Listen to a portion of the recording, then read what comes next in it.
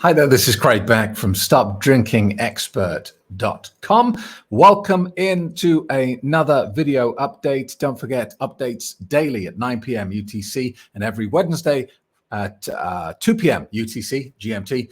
We have a live AMA, Ask Me Anything session on YouTube. So get your questions ready for that. If you're new to the channel, if you're worried about your drinking, or if you're just living a happy, sober life and want somewhere to check in and feel at home, hit that subscribe button, ring the bell so you get an update when I release a video, and comment below. How many days sober are you? Or are you just at the start of your journey? I want to hear your story below. So today's video is a controversial one, and I know it will upset some people, but hey, look, you can't make an omelet without breaking eggs, and it's not my intention to offend. My opinion here is based on my own personal experience, all right? And it's about the question of, does AA work? Look, the short answer is, for some people, yes. For a lot of people, no. Now, people get very upset with me about my view on this because they say, how dare you criticize an organization that has helped so many millions of people? I'm not criticizing that. To the people who AA helped, it is a lifesaver. It is a miraculous organization. It is fantastic. This video, my stance on this is based on my own journey out of problem drinking and my own experience of AA and whether it helped me. So that, please understand, that's where I'm coming from. There's a very cultish following of AA. And one of the most disappointing aspects is often you find AA members who will have the position, and will have the stance, it's AA or nothing. If you don't quit drinking using the 12 steps, you're going to fail. And I think that's really, I don't see the point of that. It seems almost narcissistic, because anyone who is having success with another approach, whether that's medication, hypnosis, my program, or whatever, it's belittling them. It's basically saying, oh, you're doing a fake version. And I understand where the passion comes from, because this program that they've enrolled in has saved their life, and they're evangelical about it. But look, here's the reality. And you can confirm this for yourself. The success rate of AA is about 8%. That means that 92% of people that go to AA fail to quit drinking. Now, the AA fans will say, that's not fair, that's an outrageous statement, because that figure is skewed by the amount of people who are sent to AA by their family, by a judge, and so on and so on. They go because they're ticking a box, not because they had any intention of quitting drinking. And so the number is skewed. Okay, fair enough. But the number is still there. That is the stat, okay? And that's fine, because for 8% of the people, it saved their life, okay? My problem here is I don't believe AA should be the default solution, because we wouldn't accept that sort of performance level from any other medical or mental health procedure, would we? Now imagine you've got a bad arm and you go to the doctor, and the doctor says, okay, well, look, we've got two options here, only two options. Option A, there's a 92% chance you're going to lose the arm.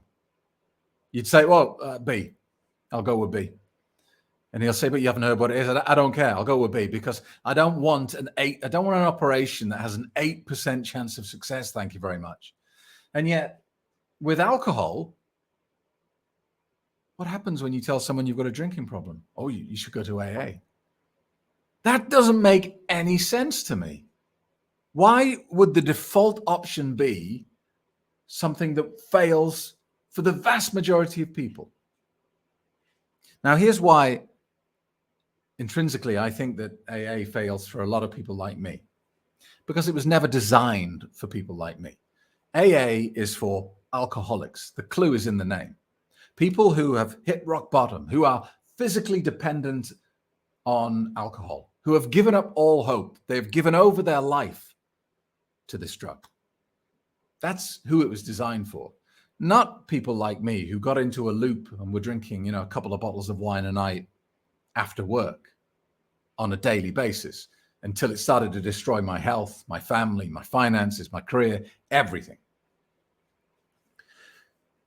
So for someone like me, who at the time when I was drinking was a highly successful man, you know, I was the director of 2 multi-million pound companies. I was the patron of a large regional children's charity. You know, I could point to my life and say, oh, there's success, there's success, there's success. To then have to go to a church hall and label myself publicly as a failure, as a weak-willed individual, a terrible, broken alcoholic who has no hope of ever recovering from that label, just didn't sit right with me. So let me tell you about the first time I went to AA. It took me a long time to pluck up the courage to go to AA. I was, you know, in a very bad place when I went to AA. And I finally plucked up the courage to walk through that church hall. And I nervously sat down. There were about 12 other people there. And, you know, the 12 steps process was explained to me. And they said, well, you know, the problem is here. You've got a problem. And it's such a big problem. And you're so weak-willed. I'm paraphrasing. You're so weak-willed that you can't even fix your own problem. You have to give it to God. Or give it to a higher power. And accept that you can't do it on your own. And my first thought was, how soul-destroying that must be, poor choice of words, for the atheist who walked through the door, for the atheist who finally plucked up the courage to go and get some help with his drinking and walks into this building and they say to him, okay, the solution to your problem is to give it to the mystical being in the clouds that you don't believe in. Isn't the whole process over at that point for them? It's a strange thing because, you know, Alcoholics Anonymous is basically, and alcohol as a drug is a strange thing. It's the only drug where when you get into trouble with it, they blame you and not the drug. And they give you a label. They call you an alcoholic. A label that you can never, ever get rid of. Even if you quit drinking. You're not allowed to say, oh, I'm not an alcoholic anymore. They'd say, no, no, no, no. You are. You're a recovering alcoholic. So the best you can hope for with this well-intentioned organization is to become a recovering failure. How depressing. And that doesn't happen with any other drug, does it really? If you think about it, you know, if you tell someone you've quit smoking, they go, They don't stop you and go, no, no, no, no, no, you're still a smoker. You're just a recovering smoker. They just say, well done, don't they? Well, only with alcohol, you know, do people give you this label and say, well, there you go, there's your label. That's going to be with you for the rest of your life now. And I thought, no, I'm not having that. I'm not accepting that. I'm not an alcoholic. I'm not permanently in a state of being an alcoholic. I can't accept that. But, you know, the other reason why AA didn't work for me is because I sat there thinking about the bottle of wine I drank last night, thinking, oh, you know, I'm doing this every night now. And then the people around the room started to tell their stories. And the guy to the right of me started, and he said, I'm drinking a bottle of vodka a day. Unfortunately, I do keep hitting my wife, and it's got to stop. I feel terrible. And then the next woman spoke, and she said, I've been given 6 months to live. I'm here really just because I don't know what else to do. Oh my God. The next person along was saying, yeah, I'm drinking so much now that I've lost my job and I can't ever get another job because I drink as soon as I wake up in the morning, drink all day until I go to bed at night. And I do that every day.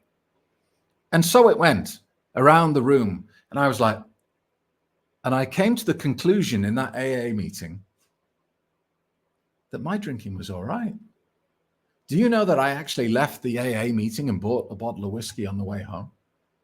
Because I thought, my God, I've got nothing to worry about. I'm not beating my wife up. I'm not drinking a bottle of vodka a day. I'm not this. I'm not that. I don't need help from the magical being. I think I'm all right. So I think, you know, that's a couple of reasons. The other thing is, I was drinking every day, but I was still a respectable businessman. Nobody outside my family knew I had a problem. I wasn't missing days at work. I wasn't getting arrested. I wasn't getting thrown in the drunk tank. I wasn't getting DUIs. I had a reputation. I was well known in the community. I don't want to sit in front of a bunch of people who may know me or may know of me and run the risk of damaging my reputation by sitting with these people. Also, where was I going to tell people I was going every night to go to these meetings? There were so many elements to it that just didn't work for me. And so there's the religious aspect, there's the comparison aspect of it, there's the blame being apportioned to you, there's the depressing situation of the lifelong label, but also there is the sensation and kind of atmosphere that we're all a bunch of broken, terrible, weak-willed people meeting to talk about our misery.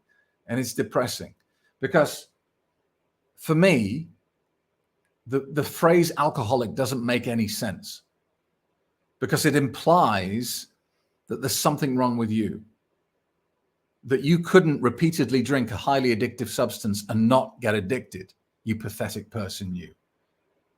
Think about it. Alcohol is highly addictive, the second most addictive substance on planet Earth, just behind heroin. If you drink it repeatedly, what should logically happen?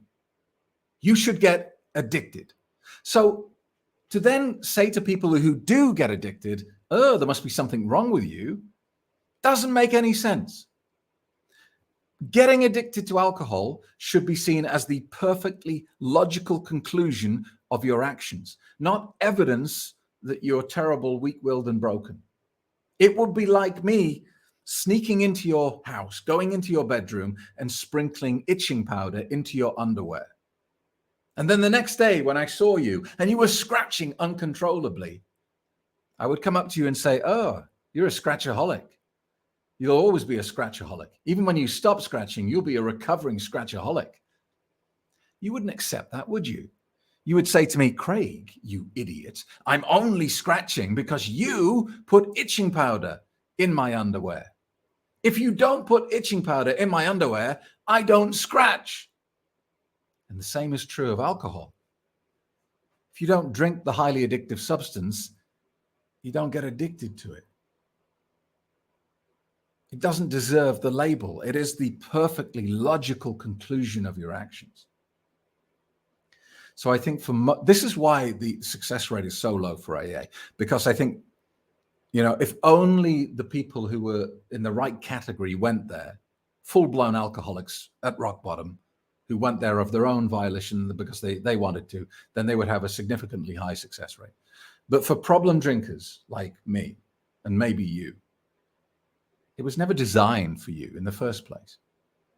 And so that might be the primary reason.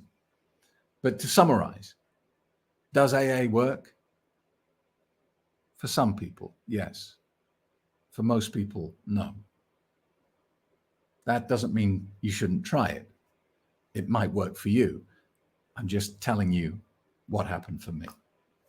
So I hope that helps. I hope it doesn't upset too many people. What's your view? Do you agree? Did you go to AA? Did it work for you or not? Try not to get too grumpy about it, and less of the cultishness. But thanks for watching. Don't forget, subscribe, ring the bell. Speak to you soon. Imagine waking up tomorrow. No hangover. No feelings of guilt or regret. Just full of energy and vitality. That goal is not only possible, it's easily achievable. Find out how 200,000 people just like you have rediscovered their happy, sober lives using the Stop Drinking Expert program. Reserve your place on today's free Quit Drinking webinar and get a copy of my best-selling book, Alcohol Lied to Me, as a free gift just for turning up.